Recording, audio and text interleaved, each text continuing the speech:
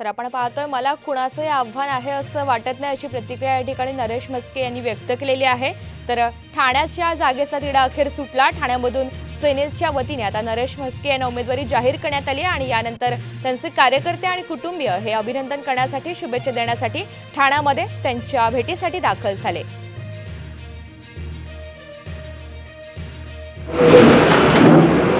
माननीय मुख्यमंत्री एकनाथजी शिंदे साहेबांचं खूप खूप धन्यवाद व्यक्त करतो।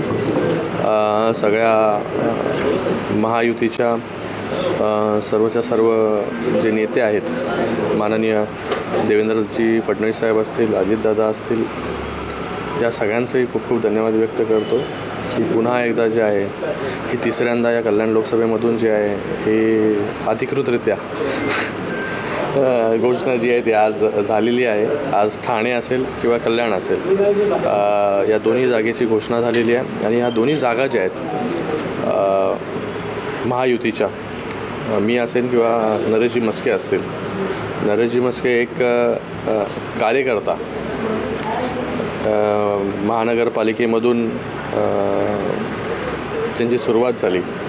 आज जे आहे हा ठाणे लोकसभा त्यांना रिप्रेझेंट करण्याचा चान्स जो आहे, ठाणे लोकसभेवरती उमेदवारी जी आहे ही माननीय मुख्यमंत्री एकनाथजी शिंदे साहेबांच्या आशीर्वादाने मिळालेली आहे।